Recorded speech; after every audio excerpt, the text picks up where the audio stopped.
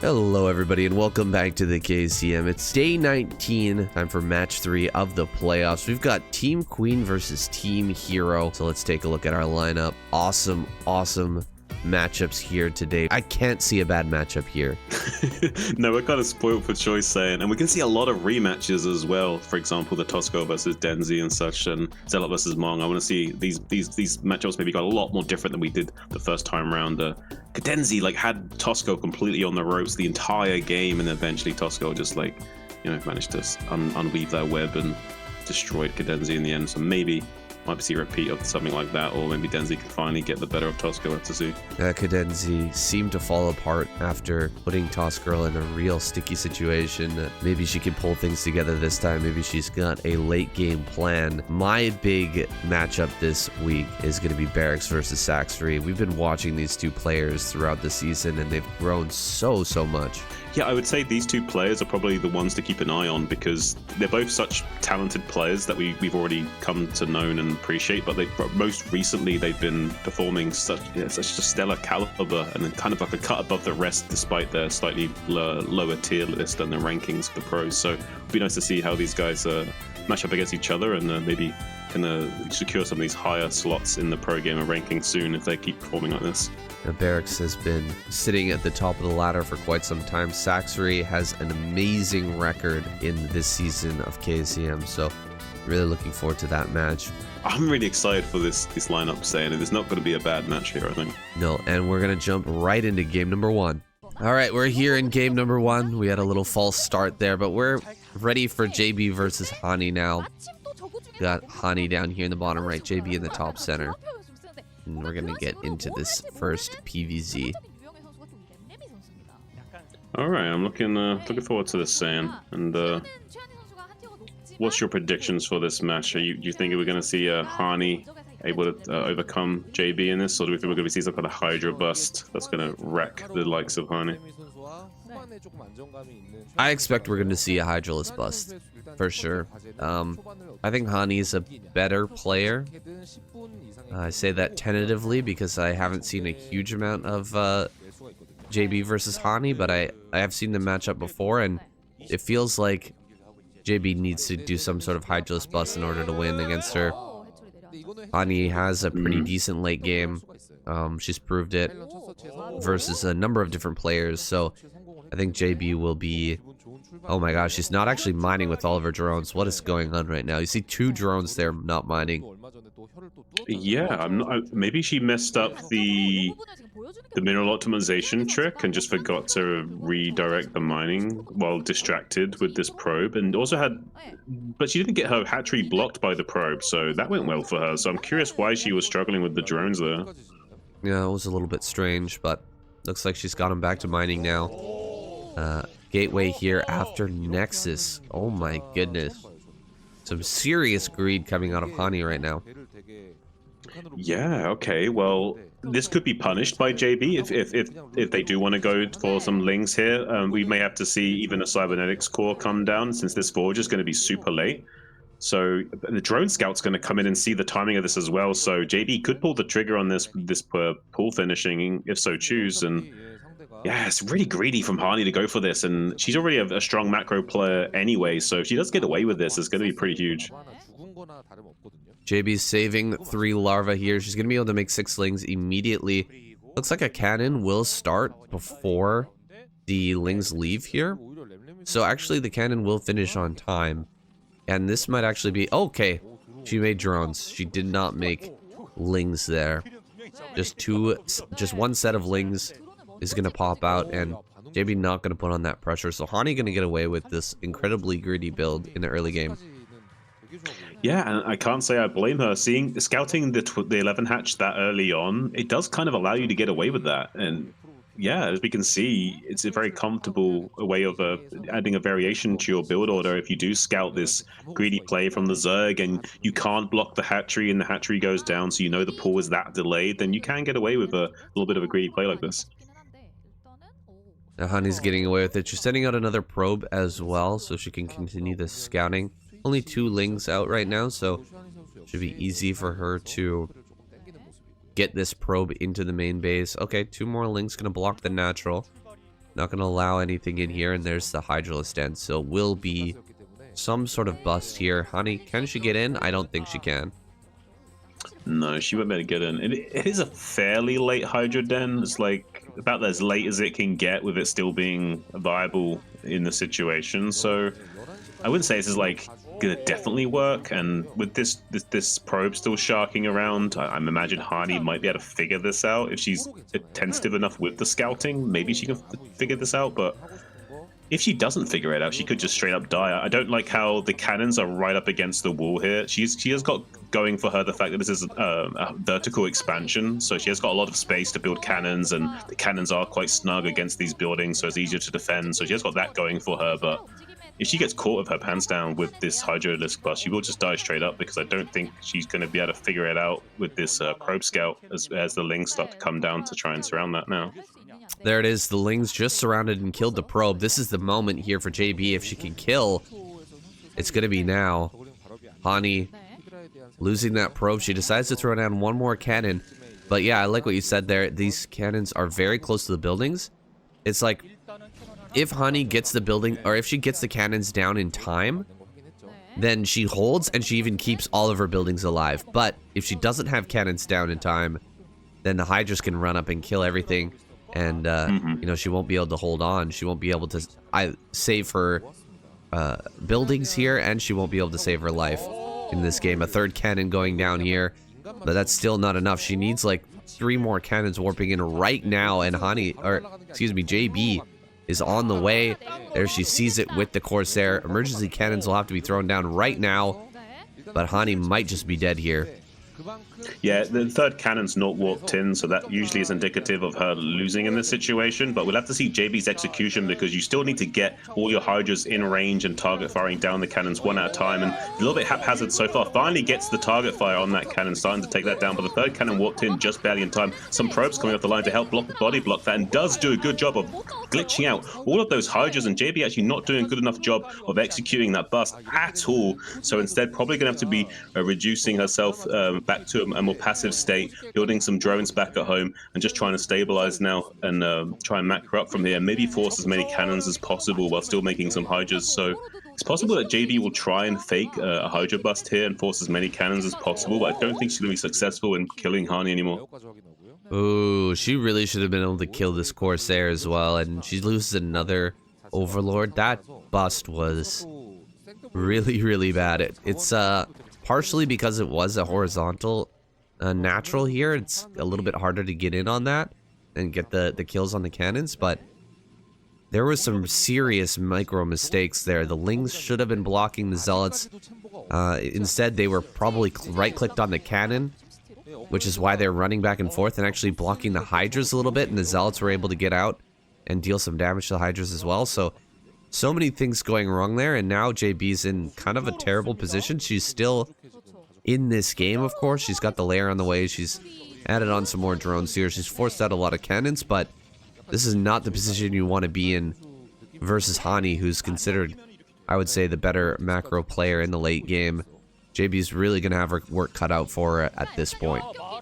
Yes, it's astute observation saying, and furthermore, like, it's not too bad that she made this many cannons at the front. It's because she saved the gateway. So saving that gateway at the front means you've got more minerals to dump into cannons, because you're not remaking that gateway into the main base. So there's another reason why she can just dump more money into these cannons at the front and be fine. So everything's going pretty well for Hani for the time being, and with this big secure door at the natural now, there's going to be very limited potential for like sneaky counterattacks later on in the game as well. So that's another thing that Hani doesn't have to worry about. So, ooh, nice little cheeky storm going to come actually, only catching 3 of those Hydras, but it doesn't really matter actually, softening up anything of JB right now. It's actually going to be a nice deal for her, because there's not a lot of standing army for the Zerg right now. So these Zealots can actually come out and be a little bit annoying and sneak a few kills here and there and just tax the multitasking of JB just a little bit, and try and see if she can get something done here while getting some scouting information.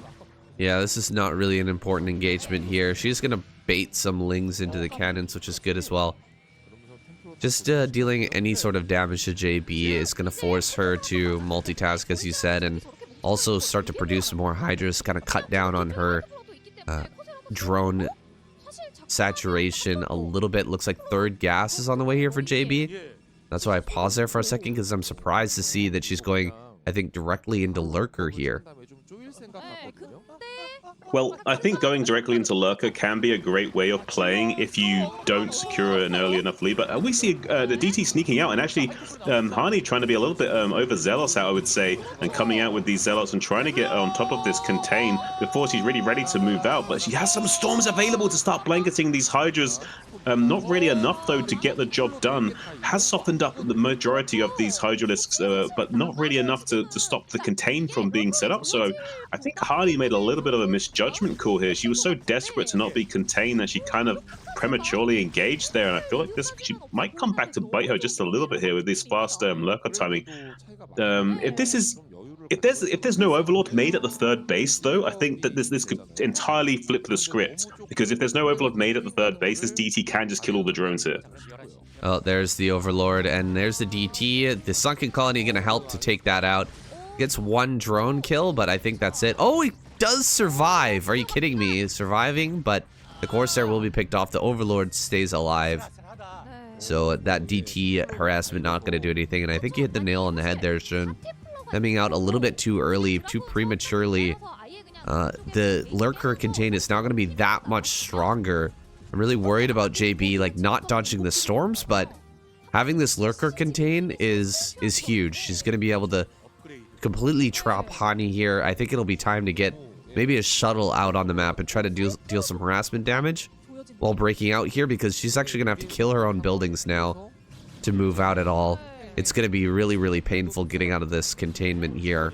All of these Lurkers already burrowed and ready to go. I don't think we have Overlord speed, which is another problem.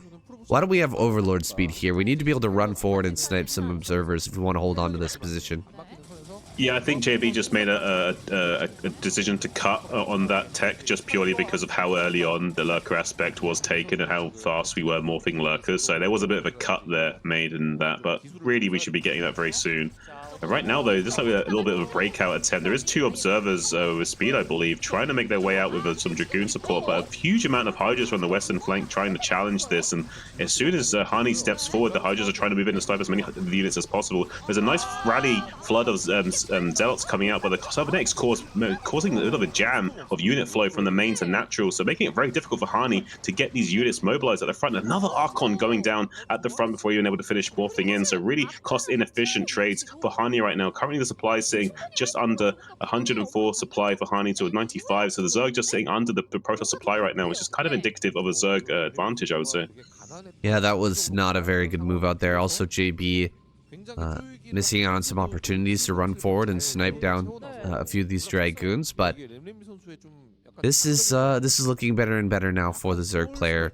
Eventually, she should be able to get a fourth base up. I would say just throwing that down as a placeholder would be a good idea at this point. Actually adding on to your overall macro as well, because things are going to get crazy here, and sometimes minerals can bank up. It's time to grab a fourth base and continue to hold on here. She's got decent Overlord spread around the main, but I think Hani might be able to find a hole to slip out here. Get a bit of harassment going on the other side of the map. Two more DTs popping out here. Gonna jump into the shuttle, and she should be sending this across right now. Let's see if JB picks up on this, then how much damage can it do back in her home base.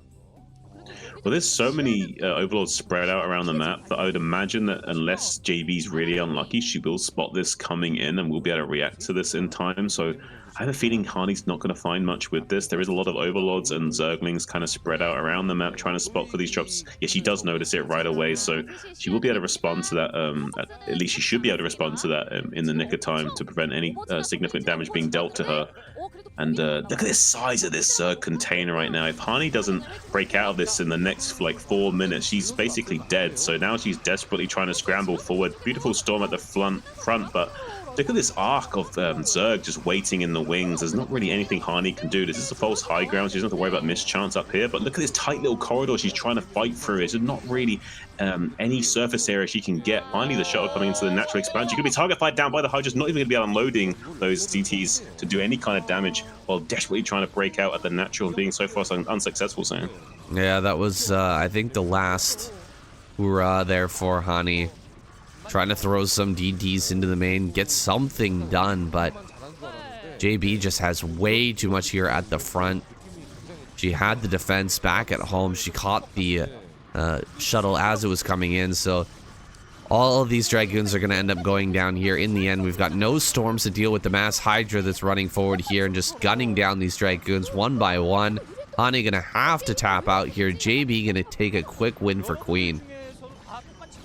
Wow, it's a great positional win for JB here. We see this big long conga line of lurkers on the left running up northeast. Just basically at a maximum range on this tight little choke where the natural meets the high ground.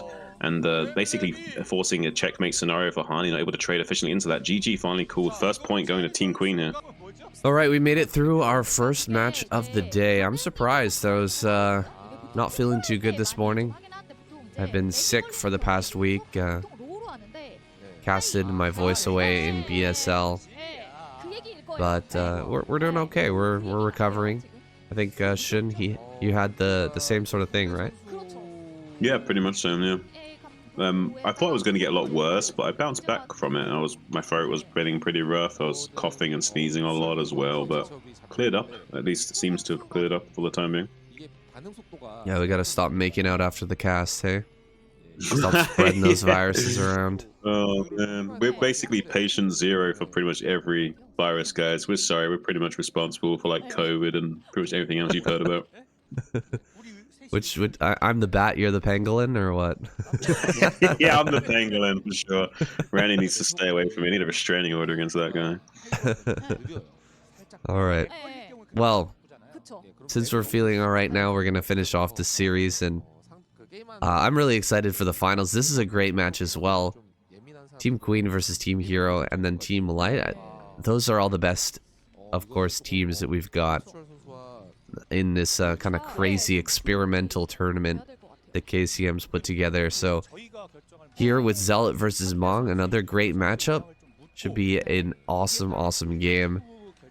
Zealot here gets his hatchery down. He's gonna throw down his spawning pool, and I was expecting something maybe a little crazy out of Mong because of how he played against Zealot previously.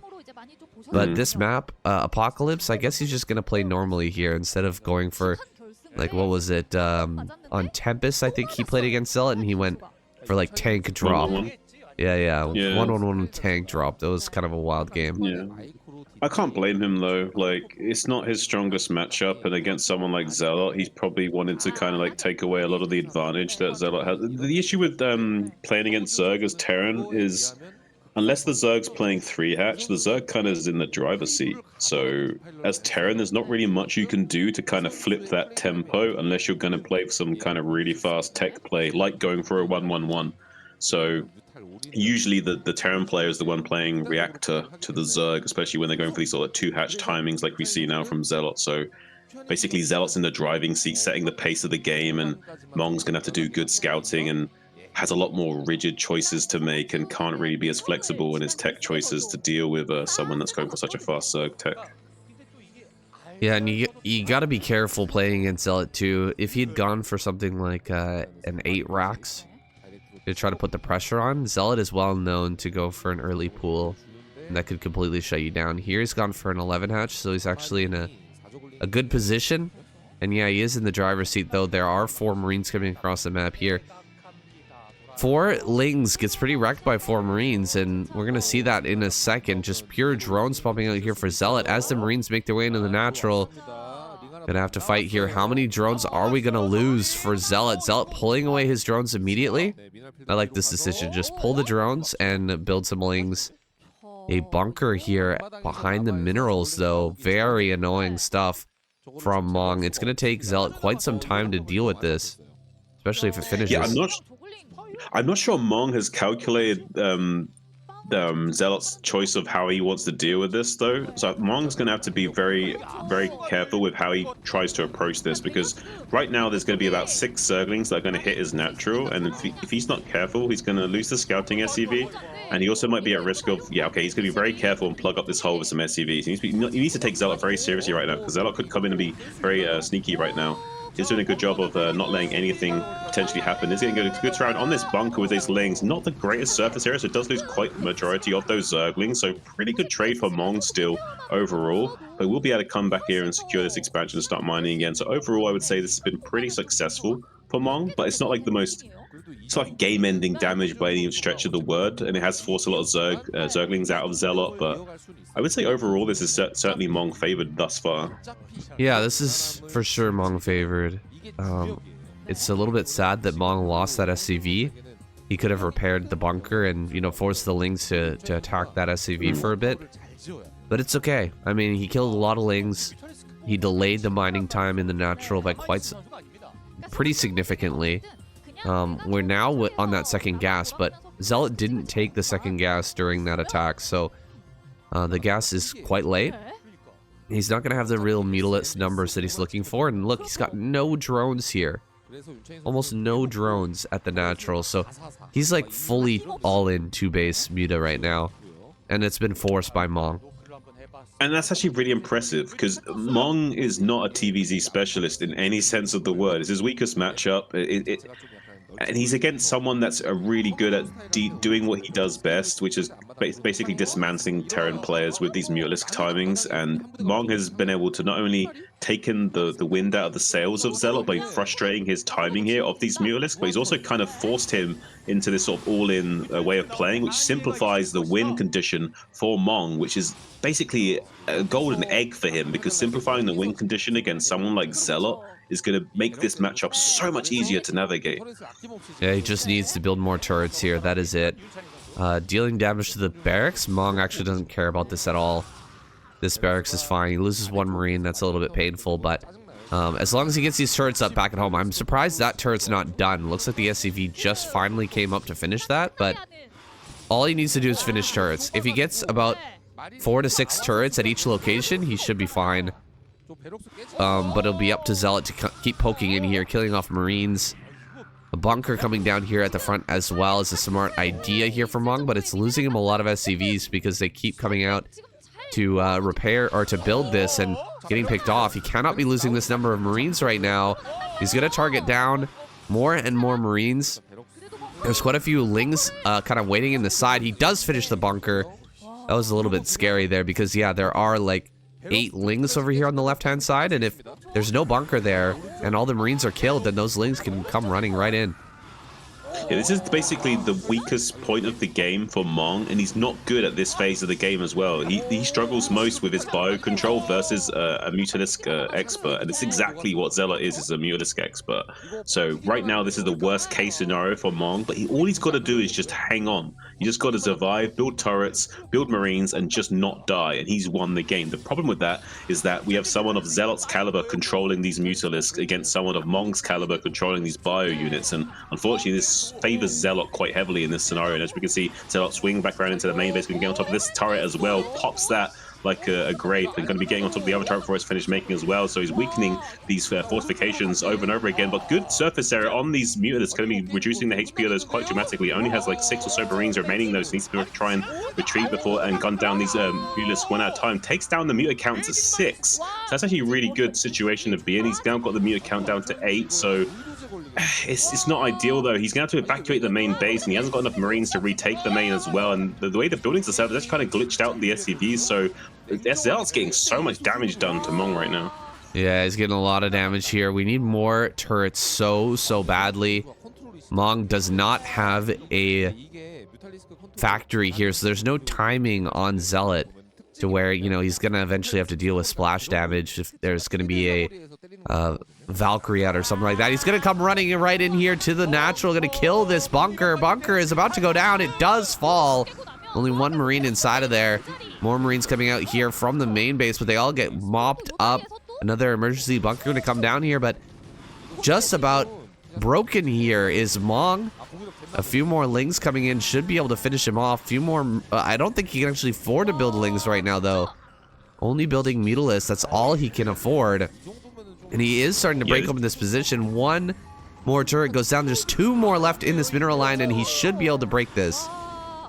Yeah, this is more or less pure Mutalisk production. Every now and then, maybe one pair of Zerglings will be squeezed out just because there's not quite enough gas, but more or less every single lava will be spent on making Mutalisk with every gas available. And look at this. Zealot's just overwhelming these positions. There's nothing Mon can do. It's exactly how I kind of felt this game might go. Zealot's just too good with his Mutalisk control, and Mong's just too weak with his bow versus Mutalisk defense, and it just suits Zealot so much more in this situation. GG finally called from Mong, and it's going to even things out even more for Team Queen as they take a 2-0 lead now. Wow. I am actually shocked. Mong had a great plan there. I mean, you can see that he had the perfect positioning on that bunker. He'd mapped it out so the bunker was at the absolute maximum distance from the hatchery and tucked in behind some minerals so that it could still hit the hatch but be super, super annoying. And he did that perfectly. He held on against the counterattack of Lings, but he just didn't have enough turrets. Not enough turrets there to hold on against the all-in from Zealot. He forced that all-in. He forced him to do that, and then he ended up dying to it. That's a painful loss there for Mong, and a painful loss for Team Hero as they are now 2 games behind.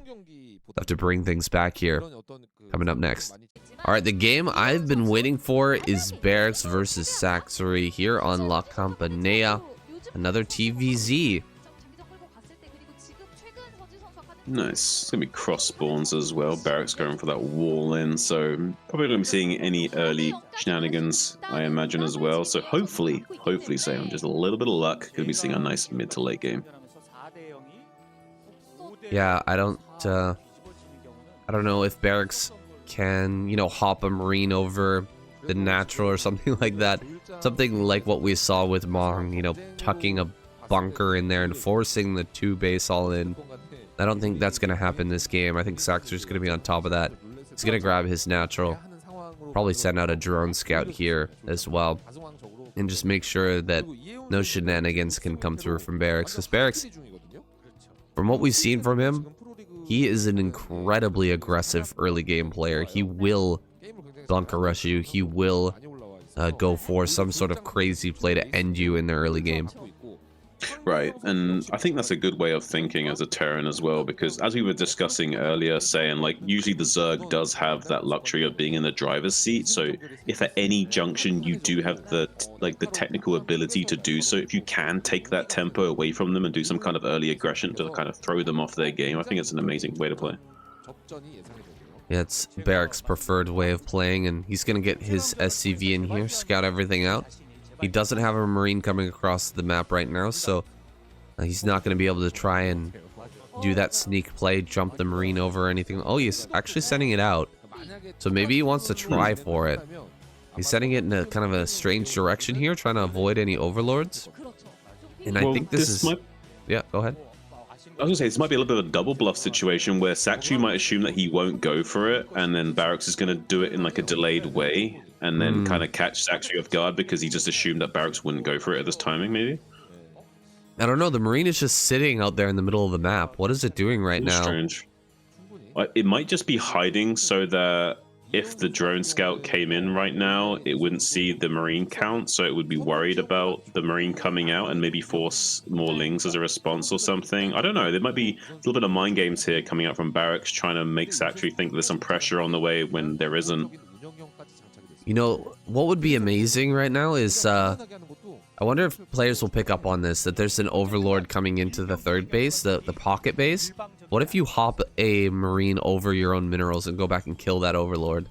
I mean, you lose a Marine, but imagine killing an Overlord at this time would be really, really good for Barracks, but looks like that's not going to happen. Just a few Marines coming up here. 4 Marines. This is a similar attack to what we saw from Mong earlier. Just 2 Lings out here in the front is a bit of a problem for Saxory. Looks like Barracks are just going to turn around, though, and head back home. Not going to go for a bunker or any sort of pressure from this. Yeah, I had a big feeling that this was just a fake pressure here from Barracks, just to force as big of a response from Saxory as possible, forcing him to go up to all the way up to 6 Zerglings just to be extra safe. So going to be reducing his drone count just a little bit. and get some value out of making those Marines early on. And yeah, I kind of like what you're saying here about hopping over the Marine to the back to kind of get this guaranteed Overlord kill. It does kind of put you in a good spot.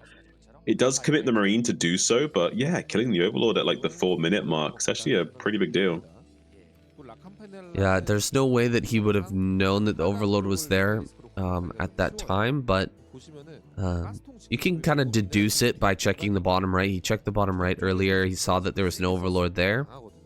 And there's only 2 directions that you can send your Overlord, so he would have had to send around the left-hand side. And now there's an Overlord over top of the natural here. It's going to be watching everything that's going on and everything that's coming out from Barracks. And Barracks is moving out with a kind of a strange Marine force right now. Was this like 12 Marines and no medics? Pushing forward here, kills off a Ling. You can't actually fight this, I think, even with Speedlings right now. That's way too many Marines, but you can't break a sunken colony either. You need some medics out here. There's the first medic gonna be popping out, and looks like Barracks gonna put on that pressure. He's gonna try and hit a little timing here with two Barracks production engineering base on the way. Is he actually gonna come across the map and try to put on that pressure now, or is he just gonna sit back at home and wait for these Mutalisks to come out?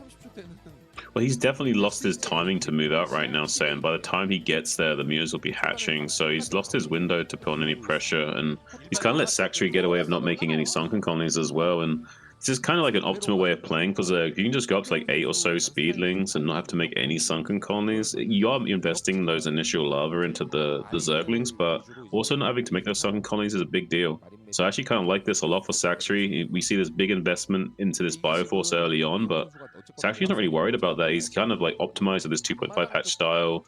He's going to be happy going into the mid game. He's a very strong macro player. I feel like so far this game is going Saxry's way, not Barracks' way. Yeah, and this is a difficult natural to defend as well. The mineral patches there can be tormented by these Mutalisks. And the Mutalisks are going to come in, get a quick medic snipe. No, he didn't actually kill that.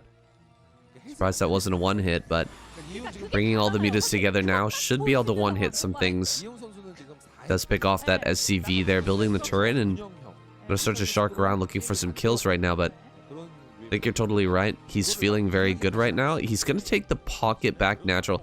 I don't actually like, or the third base, excuse me. I don't really like this third base from Saxry. What do you think about the third here? Unlock up and down.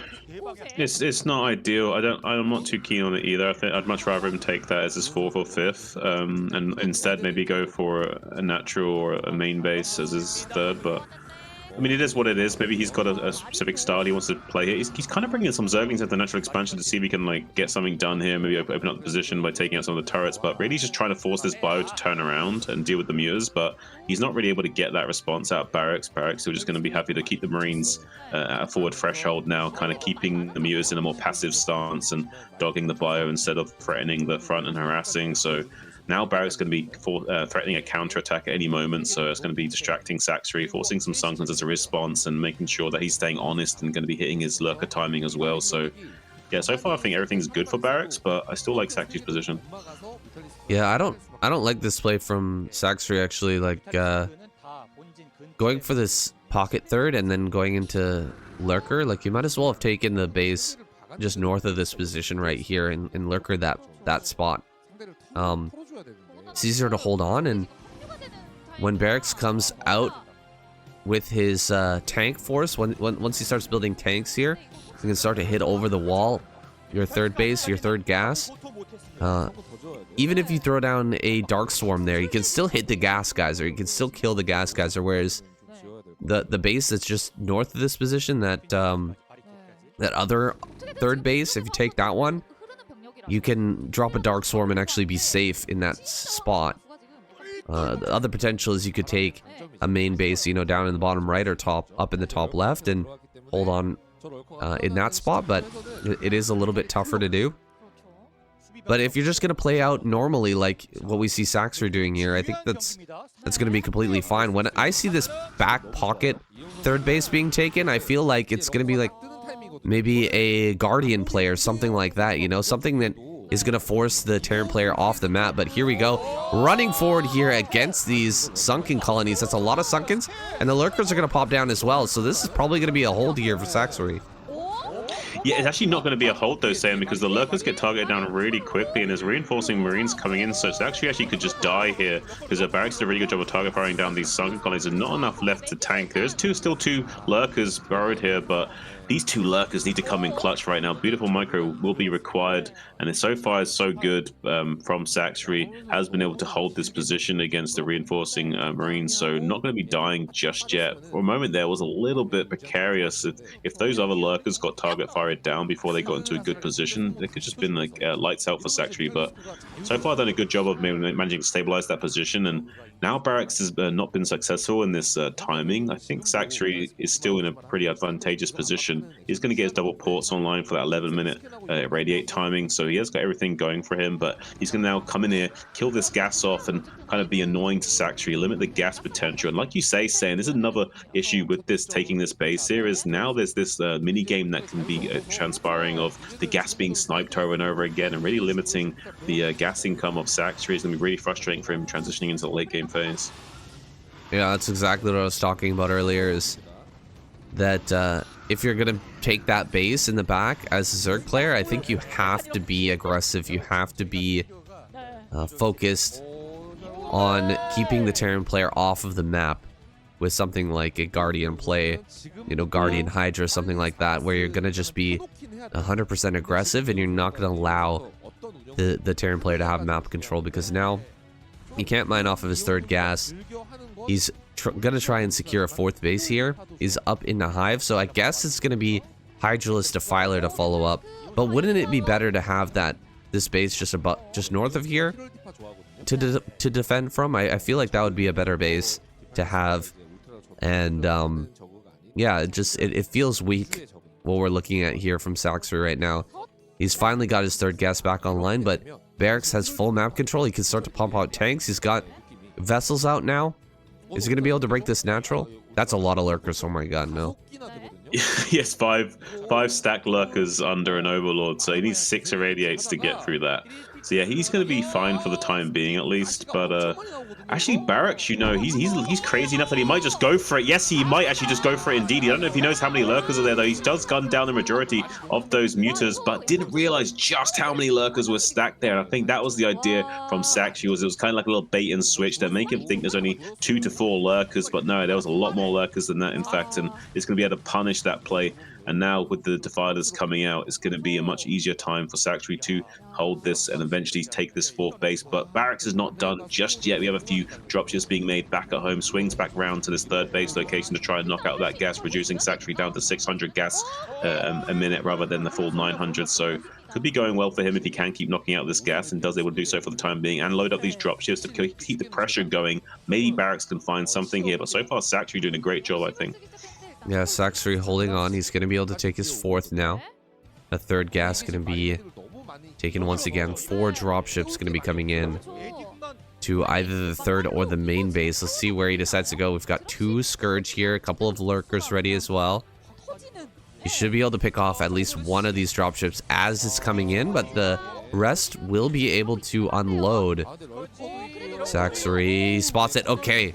Barracks forced back. He's not going to take the risk of losing one of these drops immediately to get the full drop going in. He's going to circle around, look for another location to drop, but I think that now that Saxry knows about this, he should be able to deny it. Yeah, he should be able to. We'll have to see for the time being, though. But one thing that's interesting is that the longer this game goes on, I feel like Saxry's win percentage goes up and up and up. So I'm curious to see just how much damage Barracks can do with these four dropships. He's going to have to do quite a significant amount of damage with them, I think. He's basically semi all in at this phase of the game. He needs to find some kind of damage with it. The 2 Scourge already in position, though. Going to be able to shark down, maybe kill that dropship, but no, actually good reaction from Barrett. It's going to be able to swing away and kill off one of those Scourge to prevent that from happening, but does also shut down his attempt of coming in here and finding some damage and maybe denying that 4th base going up. So still a little bit of bad news bears situation here for the Terran players. This Zerg is basically going to go to 4 gases unchallenged, and that's going to be a real nightmare situation for him going forward. He's instead going to be making some factories, doing a little bit of a little switch into some mech units, getting some mines, getting some tanks out to help deal with this later phase of the game when a lot more units will be made from the Zerg player. This is one of the smoothest transitions I've seen from, you know, Mutalist play into Mass Hydra and Defiler play, and Saxry making it look really smooth and easy. This is not an easy transition to make, and he's going to get a great plague there as well. This is an amazing start to this this change up in strategy. He's even going to be able to kill off the vessel here. Man, this is going really well for Saxry now. These dropships have been denied for so long that I don't think they're going to get any damage anymore. They might be able to slip in here to the third, but Saxry just has so many units. He's going to have defense everywhere, and these dropships have kind of missed the mark. They're not going to be able to do anything, I think, this game. Wow, Saxry's eyeing up this army like it's a juicy kebab, and he wants to apply some chili sauce to it to make it even more delicious going down, as we see the Zerg army just descending upon the Terran force now. Big dark swarms going off as the vessels get sniped by the Hydras. Once they're reduced to 1 HP, they're going to die instantly to these Hydras, giving them such cost efficiency, especially under this dark swarms, basically invincible unless there was some kind of splash unit like the Firebat or the tank raining down on them. And only just now Barracks start to transition into making those tank units, so it'll be some time before we can do much about that. And we see now the dropships getting intercepted as well by this Mutalist, going to be able to spot that coming in, so it has a chance at holding onto this 4th base location as well. Is Saxry now shuffling over some units to defend that. So far everything going right for Saxry, and even coming in here and sniping some of these tanks and frustrating the rally point of Barracks and really stretching the Terran thin here. So yeah, this is bad. Tank count is starting to rise. We've got 2 factories here to work with, so that's something at least. Want to have those 2 factories rolling here to start producing out of these factories, just get that tank count up, start to take some position here in the middle of the map. Barracks not able to keep these forces back, and the Defiler going to make its way right up here to the front. First Darkstorm goes down, is going to move even closer here, getting his way over towards that 3rd base. Darkstorms are close. They're not on top of these tanks just yet, but the Lurkers are going to get underneath the Darkstorm and be able to push back these tanks. Killing off the tank count right now is hugely impactful. You really need to slowly build that tank count up to get to a critical mass where the Zerg players just hardly able to engage without losing a ton of units. It just has not happened yet. Barracks is gonna fly in now with the dropships there over at the 12 o'clock, going for it. There's way too much Zerg here, but he does get a reasonable amount of Marines out. However, Ultra's gonna come in, start to soak that damage so the Hydras can actually finish them off. And not enough damage here for Barracks. He's gonna target down just a few drones here, but at his front, getting pushed down. Slow push by these Lurkers and Defilers. At the meantime, 3rd base gonna go down as well. This is all starting to fall apart here for Barracks now. yeah, having the Dark Swarms right in your face like this as a Terran player is never going to be a good situation. Even the 3rd base now being overrun by some Zerglings. SCVs desperately trying to cut through the Zerg meat with their fusion cuts, not able to do so. Look at this descending army of these Ultraling coming down now just to finish off Barracks, and he's already getting plagued at the front as well, so these units are already softened up and extra tasty for the Zerg to just rip through and enjoy. So yeah, Chitinous Plague's just finished up for the Zerg as well, and that's a 4-1 to the 2-1 of the Terran player.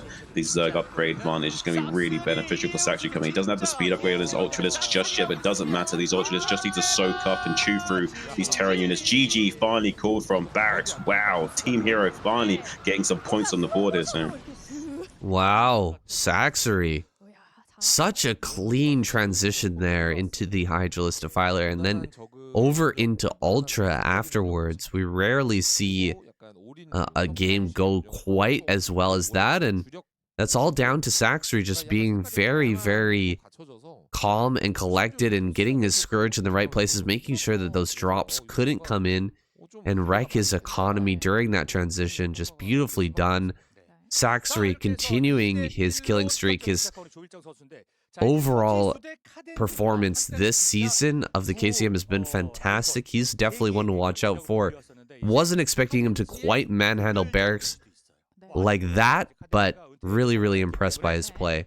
Okay, Tossed Girl versus Cadenzi here for our match number 4. And just on paper, I would say we're looking at a walkover here for Toss Girl, but Cadenzi's showed some real signs of life in the past, and what is this? A 6-pool? Okay, Cadenzi couldn't be 6-pooling Toss Girl right now. Yeah, and the spawns are swapped as well. We got the same map, but these are the opposite spawns we had. We had Denzi in the bottom left, and we had Tosco in the top right. Now we got the reverse of that, and with this 6-pool, yeah, it looks like Denzi's saying, I don't want to repeat of last time. I got such a strong advantage against you, and I still lost. So I'm just going to kind of put all my eggs into this basket here. And Tosco going for the wall in. This could just be a walkover win for Denzi if she goes for this wall in here soon.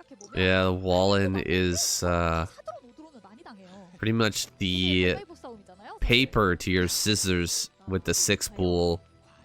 I don't know if she's going to be able to hold on to this. Denzi is going to have a massive advantage. I don't think she's even going to scout this before the Lings make their way to her natural, because she's building her barracks here on low ground. She's probably going to send out a second SCV to scout, but I doubt she sends it cross map. Yeah, I don't think she's going to have any idea this is coming into this far too late. This could just be an auto win for Denzi, and that would be kind of interesting to see that happen. And would be actually great preparation from Denzi if the idea was that Tosco was very likely to wall in him. And I'm not sure if what the thought process was, if it was just that, or if it was an assumption of the wall in here, or if it was just maybe, you know, not wanting to go for a late game against Tosco due to the first set against her, and just wanting to go for this like all-in way of thinking. Well, she 100% knows where Toss Girl is now. Lings are going to be sent down directly to the bottom left, and everything's kind of gone wrong here for Toss Girl right now. She's sending out a second SCV. She's not going to see it. She's going to see these 2 Lings coming in, and she's got 1 Marine right now. She has to pull all of her SCVs to try to block this hole. This is going to be a quick kill here for Denzi. She's just got to focus down these SCVs as quickly as possible. There you go. 2 SCVs going to be focused down. Looks like they are going to get pulled back. Second Marine pops out. It's going to get caught here. The ramp is blocked, but you don't actually have to break this ramp right now as Denzi. I'm surprised she's actually taking these fights right now. Just need to back off and kill these supply depots and stop any more Marines from popping out. Gonna get another Marine here for free. Kills that off. Just back up here, keep making those Lings, and eventually she should be able to push this down. Yeah, also got a drone here to have a little bit extra DPS at the front. But so far, all of our Zerglings getting mopped up by the fusion cards of the SCVs, and going to be targeting down the drone as well. So far, Denzi not really getting the kind of critical damage that she should be getting, and should be able to just start targeting down these depots while catching the Marines as they hatch out. But she's kind of like desperate to kill this other Marine on the ramp to kind of simplify the game state for herself, so she doesn't have to require such a good decision making and require such good execution on her mechanics. And now as she kind of pushes herself into a weird situation, she's going to have to start taking her expansion now and maybe stabilize into a slightly normal game. But so far, Tosco has done a great job of deflecting the 6-pool. Yeah, this is surprising to me. But Toss Girl has handled this pretty darn well. She's going to be able to get her command center started here pretty soon. Has some a SCV moving out right now. Going to try and get the scout going. Looks like the Lings are going to run right by here, but unfortunately 2 of the Lings stayed on the outside there, so they're not going to be able to get on top of these Marines. 1 more Marine might go down, but no. Toss Girl holds on to all those Marines. That is a frustrating loss here for Denzi. She does have her natural coming up, but this is a terrible position. GG. I wonder if there's like a little bit of an issue with Denzi's psychological game right now, where she's just not able to get her head around keeping her calm enough and keeping her composure enough to be able to fight against these like such experienced players. I mean, Tosco is like very talented and has been in the scene for a very long time, and maybe that kind of psychs out Denzi a little bit, and she's just not able to keep her A game on. Yeah, that was maybe something that Cadenzi hasn't practiced a whole bunch, but you really need to keep the Lings alive in the 6-pool and just keep the rallies coming, because if you lose those Lings, then Toss Girl can stabilize and things become really, really hard for you. So kind of running up that ramp there instead of just targeting down supply depots and trying to kill Marines as they're popping out was the mistake that kind of lost that game for us. She should have been able to take a win, but Toss Girl snags that away. And we're going to jump right on into our next game. Alright, it's time for YSC versus Sharp. This is a game that I've watched previously. I was standing right behind Sharp while he played this game over in Thailand during the BSL. And there was some lag. There was some lag going on in this game. So, you can factor that in when you're watching this replay and how YSC and Sharp are going to perform here. Yeah, I imagine one of the only times that there was lag in this event is probably when Sharp was playing while in Thailand, and I'm sure some of the other pros are not happy about that, kind of be like, why do I have to play with lag? This guy showing up at BSL, plays his games from there, who does he think he is? Yeah, this is not the best situation to be playing, competitive StarCraft when you're on like turn rate 12 or something like that. I think that's about what we hit from Thailand, but damn, just a taste of what regular foreigners have to deal with every single time. Well, YSC just did 40 damage to that SCV with Move Micro with 12 turn rate, so pretty impressive stuff, I would say, Sam. Yeah, getting that moving shot down. Sharp, I mean, I gotta talk to you guys a little bit about meeting Sharp. He is a pretty cool guy. Doesn't speak English nearly at all, but his wife was there. He did a little translating for me. And, yeah, he's a really impressive dude. Very, very committed to StarCraft. He told me that his objective, his goal right now, his #1 goal for this year is to try and win ASL. So he's been practicing like a madman. He's been putting out a ton of great games. And, yeah, just shooting for the stars right now. So, we don't normally think of Sharp as a guy who's going to win ASL, but I think I'm going to be, putting my money on him because he just seemed so committed to this game and to improving that I was really impressed meeting him at BSL. And of course, after meeting somebody face to face, it's pretty hard not to cheer for them in the tournament. Yeah, I mean, I guess now you've got a little bit of a personal connection to this guy, so I imagine there's going to be a lot of bias that's going to be seeping out in your cast in the future, saying such things about this. Yeah. Now Sharp is forever the handsome nerd that's forever in your heart. Yeah, exactly. He shook my hand, and now he's got a bias caster on his side. We've got Sharp here slipping this Vulture around the side. I mean, he's always been a sneaky guy, right? That's what I told him, is like, he's like the sneak Terran. He's the Vulture man. Always able to find damage with his early Vultures, and he definitely agreed with me on that. He is very, very good at getting those Vultures in and always finding that damage. I don't think this game's going to be any different. If YSC has these Dragons just a little bit farther southward, I think that Sharp will be able to slip in, deal some damage, but I think maybe waiting for mines right now might be a better option. Just get the mine out here at the third base, maybe put one down at the bottom or at the center right as well, and then try to slip in. Well, yeah, the most optimal play is to get the mines down and then try and slip in. We go, getting the mines out. You don't really want to risk losing the Vulture just before you get the mines ready, and then you don't get the 3 mine value. It's just painful for that to happen, even if you do get a couple of probe kills. So, yeah, I think this is the most optimal way of approaching this in pretty much any situation. Yeah, and I'm gonna catch this probe as well.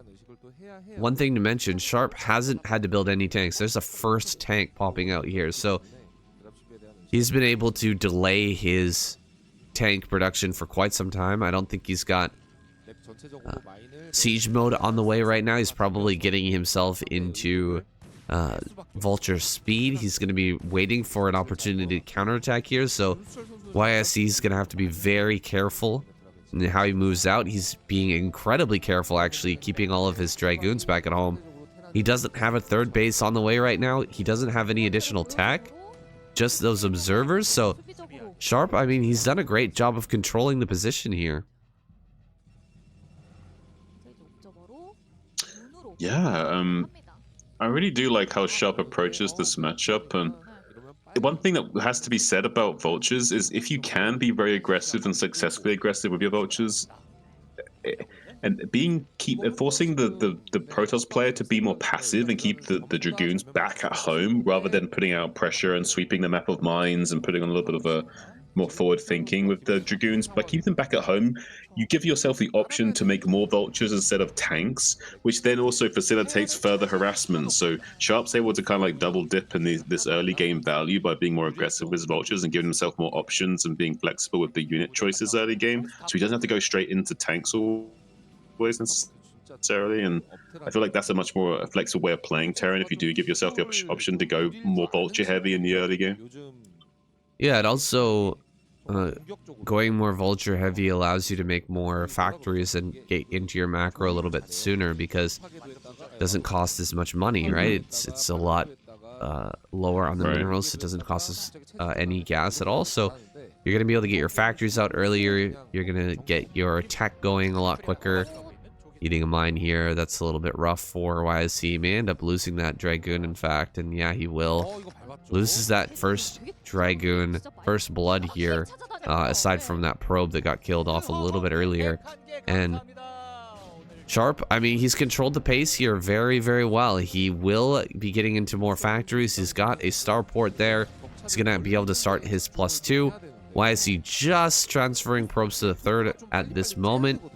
But, you know, Sharp's got himself into a nice position. He hasn't taken any damage.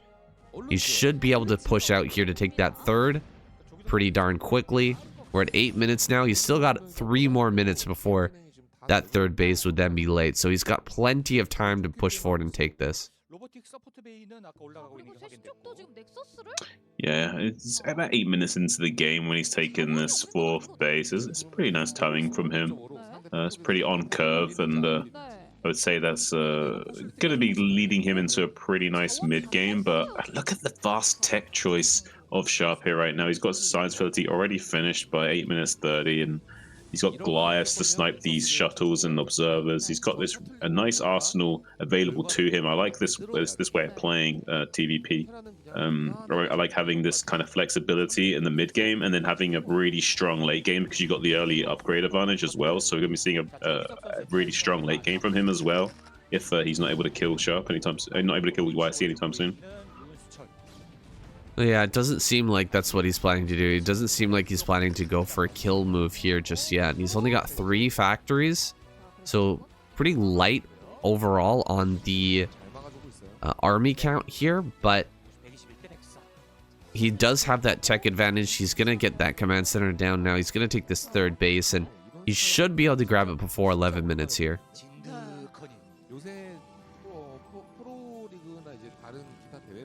More and more gateways. Yeah, go ahead. Much army for quite some. Yeah, he's not going to have much army for quite some time, but once the sort of like 13-minute mark towards the 19-minute mark, he should be almost maxed out with so many factories, and his 3-1 would have already been done for quite some time. So Sharp's basically playing the long game right now against YSC, and YSC's timings are not too bad though. So I would say that I still like Sharp's position a lot more than YSC's, but I still feel like YSC's tech curve and expansion timings have been pretty good here. Well, he has quite a few more gateways coming in. Here's a drop coming into the main base. See if Sharp can do with this. He hasn't gotten much damage so far, but he's going to be throwing down some mines and running all the way around towards the back. Nice position here for these vultures. Going to kill off a few extra probes. It looks like he's going to get about 4 or 5 here, but that's not a huge deal for the 4 base Protoss player that is YSC right now. Should be able to replenish those probes, no problem. third base gonna float out now, and you know, Sharp gonna utilize the space that drop has given him to try and take this. But triple shuttle, man, it's gonna be hard to take this third against triple shuttle. If it's gonna come in, try to break these positions, he's gonna need some perfect target fire on these shuttles to be able to take them out before they really unload everything onto these units. And here we go, shuttle's gonna come forward now, dropping on top of a lot of these mines here, actually allowing these to get hit by mines. There's the first Reaver, does pop out, gets one shot off, gets a second shot as well, dealing quite a bit of damage to these tanks. Dragoons are getting on top of all this. There's not enough tanks to force back the Dragoons. It looks like Sharp not going to be able to hold on to this position. However, a lot of Dragoons going down here as well. So a big trade of Protoss and Terran going up right here. This last mine going to connect and kill off a bunch of SCVs. There's nothing inside this bunker. Getting forced back here. Science facility is going to fall as well. This is not a good situation for Sharp right now. Ooh, just when he's got this fourth command center going up as well, so having his tank count reset like this is a real tough situation for him now. It's gonna be very difficult for him to come out here and secure this fourth base location without the siege lines that he needs to fortify these positions. So instead, he's going to go on like a little bit of a counter-offensive now, send out a vulture raiding party, see if he can intercept some of these units coming from the rally point. But the science vessel gets picked off by the Dragoons outside the natural expansion location. Now YSC going to be clearing up the mines that were laid in the stead of that rally point. Now these vultures will be making their way down to the southern threshold of the map, see if they can delay any expansions being set up here from the Protoss player. Currently though, YSC on full base weather production. Some Dragoons getting taken up by the mines in the center map. It's a nice little win for Sharp there, but besides that, he's had a bit of a tough situation here. He's not going to have many units to fight the Protoss player for quite some time, and YSC's gearing up to go again. We got 5 shuttles now and a bunch of speed lots ready to load up. So yeah, this could be a little bit tough for Sharp going forward here, but he has got quite a lot of vultures here to soak up the zealots here soon. Yeah, Sharp is at death's door right now, taking his third base at 13 minutes. It's a full 2 minutes too late. And he's taking it with about 3 tanks. That's all he's got to defend. There's the fourth now popping out. He's going to try and double expand right here. I love this play from Sharp, actually. Just going for the double expansion. You're so far behind at this point. If the double expansion lives, you're going to have a chance to win. If you die here, you were going to die anyway. Now he's going to drop on top. Zealots bombing all these tanks. That's a lot of vultures to deal with the Zealots, though. And the Dragoons are mostly hitting this eBay and some of the buildings out here at the front. So I think Sharp may be able to hold on. Zealots coming over here from the top side. They're not going to do anything. There we go. He does manage to hold on to this base. So maybe Sharp survives here. Yeah, I had a feeling that he had just barely enough vultures to soak up the Zealots and be okay, and it seems like that was the case. And with having like 4 or 5 tanks like sieged up and defending that position, he was able to weather the storm, and for the time being he survives. And who knows, maybe with this 4th base already landed, maybe he can start mining from that and get enough wind in his sails to start to mount a comeback here. It's going to be hard to hold on to that 4th base, especially with this number of Dragoons moving around there. It would actually maybe be a good idea to even just lift that off and hide the command center for a little bit until he's actually got some units up there to defend. But looks like he's just going to try and get the SCVs going here. He really needs to get more income rolling. YSC with a huge supply advantage, and now he's got storms as well, still with just a massive number of shuttles here. Gonna come across the map and try to break this position once again. Maybe go for the 4th base. That actually would be an easier one to take on. I don't know if YC actually knows about this right now. Maybe he doesn't. Maybe he doesn't know that there's a base here. He's gonna find out about it in a few seconds, but maybe he actually has no idea that this base has been taken. That could be a huge boon for Sharp. I don't think he knows, and I don't think he's going to find out anytime soon either. And he's now so focused on this false high ground here that he's not going to do much about it. Now he's just going to swinging in on top of these tanks with the poor man's recall. So High Templar's getting taken out before they can even storm there, and a few of the shuttles go down as well. This is going great for Sharp, and YSC not able to come in it. Maybe, I don't know if it's the lag of the game making it hard for YSC to execute right now. That could be another factor in this game right now, is the fact that whoever's defending probably has the advantage, just because it's so much harder to execute with this low turn rate that they're not quite used to. So maybe this is helping Sharp out in these defending situations. That somehow is turning the tide in his favor a little bit here. Yeah, that's definitely a factor right now. Looks like losing some health to these mines and not having the observer in position gonna hurt him pretty bad. I feel like Sharp is completely back in this now, with that fourth base being snuck there in the center left and holding on against that big push. Ooh, dropping here, gonna drag some mines, gets one tank, but that's it. Also, the target fire from the Goliaths in that last fight was really good. Managed to kill some of those shuttles as they were coming in. Dropping on top once again, here we go. Zealots on top of all of this. Dragoons trying to push down as well. A lot of forces here to the north that we're not seeing on screen right now for YSC. He's actually going to break this fourth, it looks like. Yeah, going to have to lift that and run away. Sharp lifting off the CC, but I think it's a little bit too late. This CC most likely to go down here as it floats away and burns. Sharp losing this position is really hurting his chances in this game, but he's going for a counterattack? Okay, no, he's pulling everything back now. It almost looked like he was going to try and counterattack right then. But instead, he pulls back, he loses the command center, and yeah, he is going to go towards this fifth base here on the false high ground. Well, he has this army kind of cut off right now, so he could go for a counterattack, try and take out this false high ground base, and also then contain a rally point of YSC and kind of like a two-punch blow here to try and like combo down YSC. But YSC's not going to let that happen. He's got the shells coming back in to get on top of these siege tanks that are now undefended. Zealots come out, drag the mine as well. They'll be getting on top of these. No, lovely, beautiful storm on those Goliaths as well. All three of those Goliaths now on red HP, able to be sniped by these Dragoons from the false high ground pretty easily. So now Sharp going to have to be retreating a little bit here. There was a moment there where he could have came in there and disrupted YSC and maybe taken out this natural high ground area, maybe put on some pressure, but I think that window has now started to close on him. Yeah, he's running out of time here. His third base is just about to mine out. These third bases, the high grounds on Neo Sylphid, they do mine out so quickly. And just about mined out here for Sharp. He needs another base so badly. He needs to deal damage though with this attack at the same time. Kind of crunching up these Dragoons and Templar. But my god, that's a lot of shuttles. Holy crap, 7 shuttles are ready for this attack right now. If these are full of Zealots, I don't think there's any way that Sharp can punch through here. Yeah, that's a lot of shuttles, and there's just not enough Goliaths to shoot down all those shuttles before they unload, so I don't know how he's going to be able to fight this Protoss army, and so far looks like YSC not even going to require the shuttles as he makes his way down to the southern threshold of the map, making sure that all these positions are cleared out of mines so he can continue his expansion path to this southeast quadrant of the map as he needs to, because he is starting to become mined out now.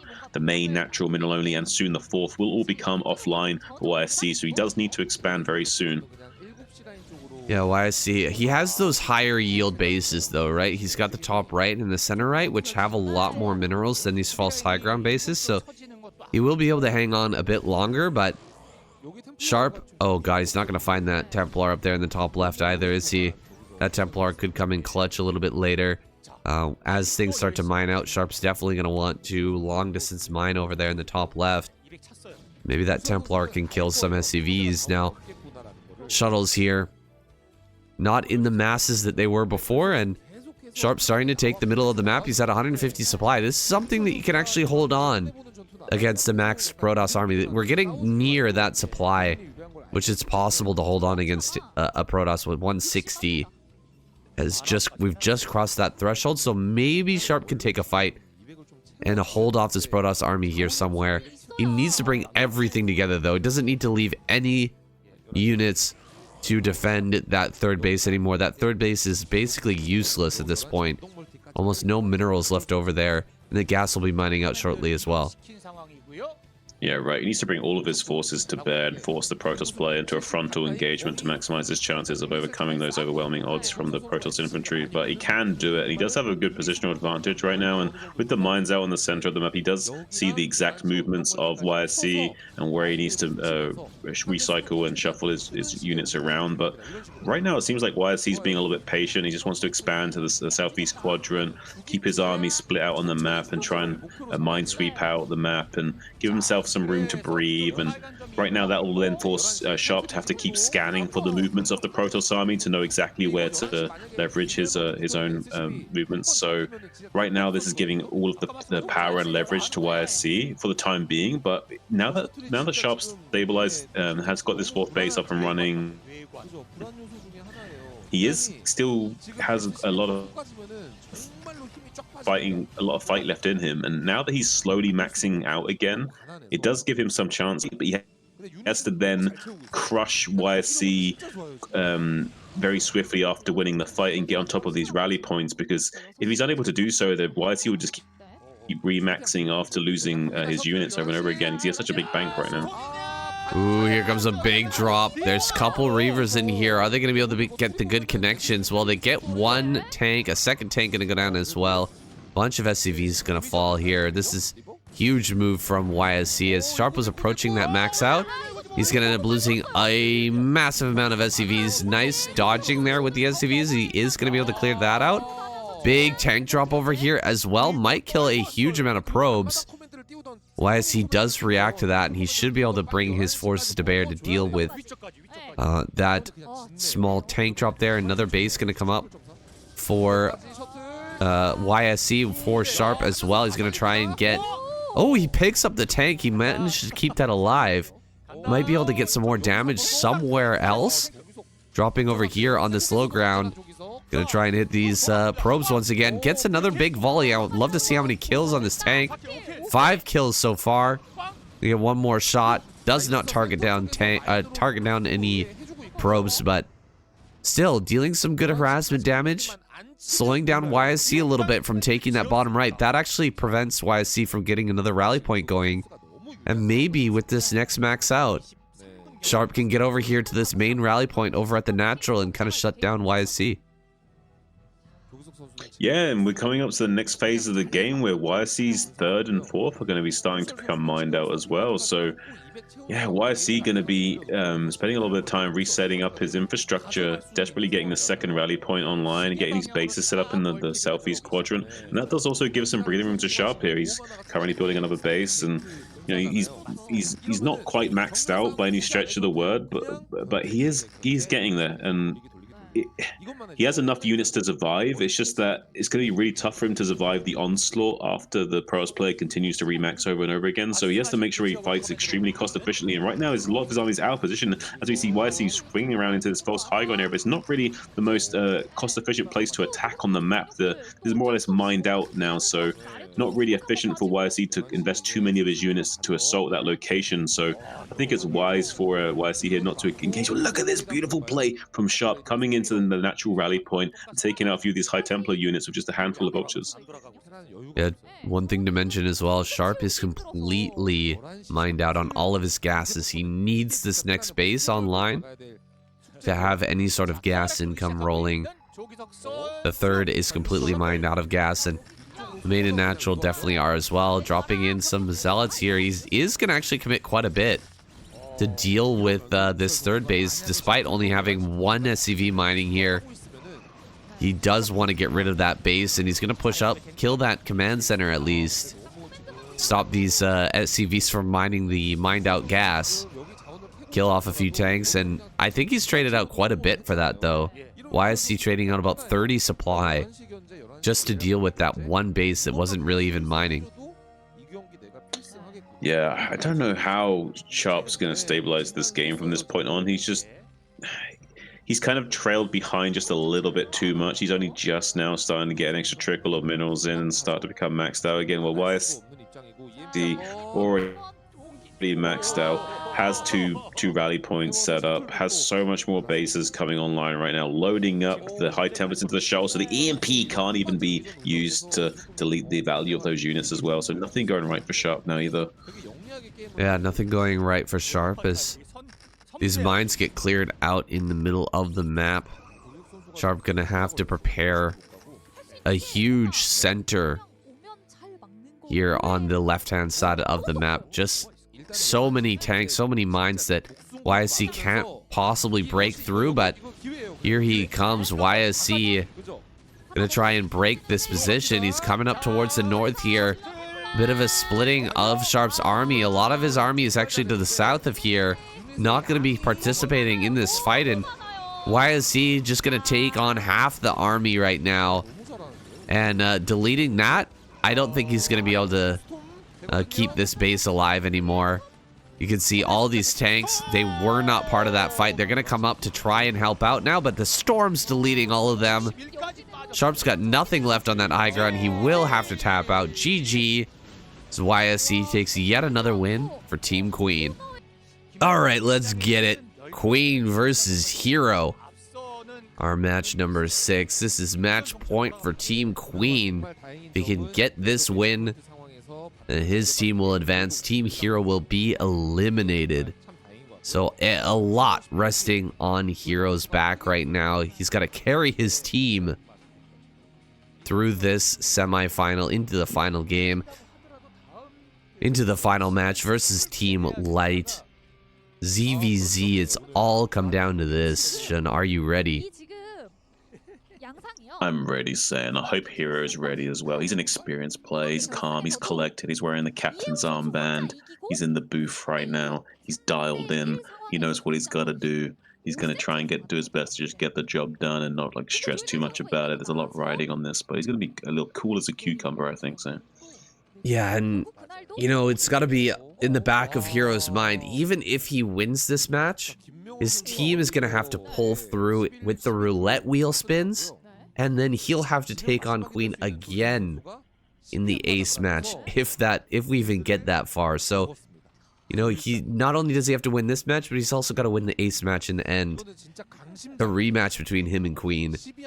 So this is a tough uphill battle here. What is Hero going to bring out? It looks like an expansion play, and this will go very nicely against the overpool of Queen.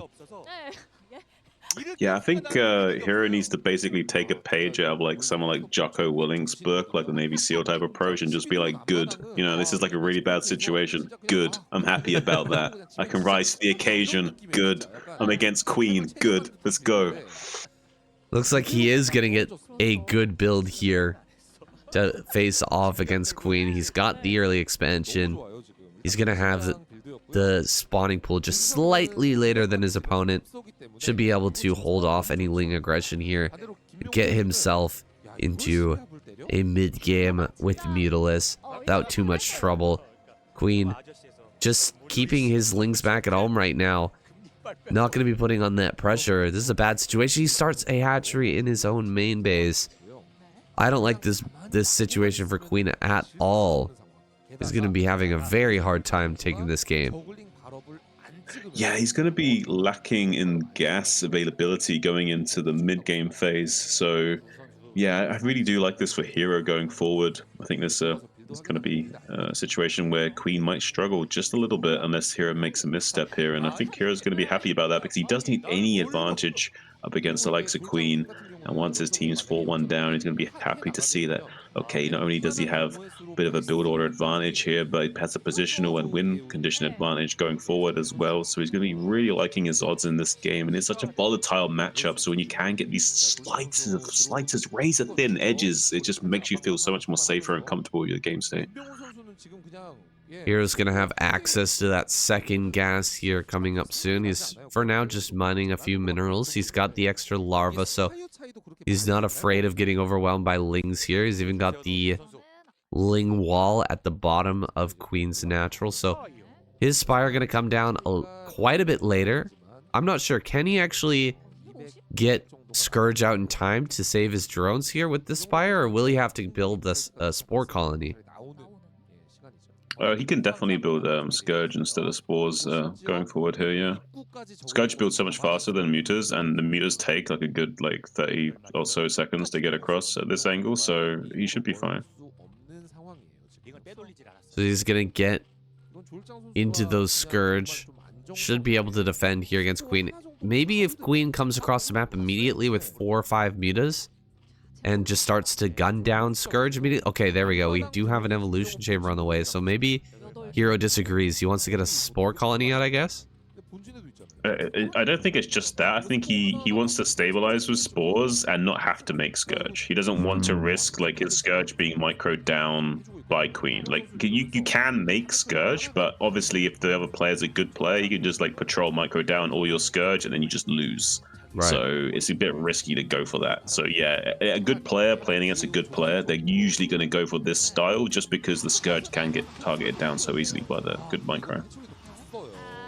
So he's going to get some spores down, 2 in the main, 2 in the natural. Ling going to slip by here into the main. Neither player going for Ling speed because that extra 100 gas can be the difference maker, right? If you have 1 extra muta than your opponent, then you could end up winning that muta battle. But now with the 2 gases rolling here, Hero should eventually get an advantage in those mutas count. Oh my god, catching a muta right as it was popping out here. Big mistake from Hero, rallying towards his natural instead of to his spore here in the main base. Losing 1 muta, that is a huge painful loss. Yeah, it's a bit of an issue actually going forward, losing that initial power spike. And we have 5 mutas here from Queen, so able to one-shot these drones as well. So forcing Hero to be a little bit cautious going forward. I think Queen did pick 1 drone off in the main base. Didn't really overstay his welcome and try and go for more, but it's a nice little equalization here from Queen going forward. And with this free hatchery production with the gas now coming online, he has more or less made things a bit even between the 2 players. Yeah, we've definitely mined more gas for Hero, I think, but Queen's got that second gas online. He's got the mutalist advantage. He killed 1 muta. He killed some drones. He's got double hatchery in the main, so he's got more larva than his opponent. Looks like Hero gonna throw down his own 3rd hatchery as well here now, but Queen's gonna have larva advantage for quite some time.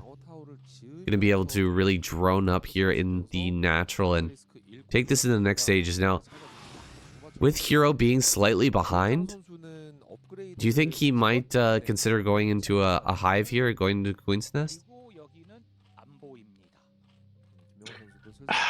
I mean, yeah, it's possible he will, just because he feels so far behind that he has to kind of make a late game play like that. It is possible he will think like that. He might not though, because it will cost him too much resources and he'll just die straight up if he goes for that, so he might not do that. Right, well, he can't really take an engage here against Queen's mutas at the moment. There's a few too many, plus all the Scourge that are here, but Queen likewise can't really dive into Hero's base either because there are those spores on the defense. He's got to be careful. Looks like Hero sending some overlords between the bases. This could, like, something like this, move like this can actually lose you a game in a tight situation like we're seeing between these 2 players.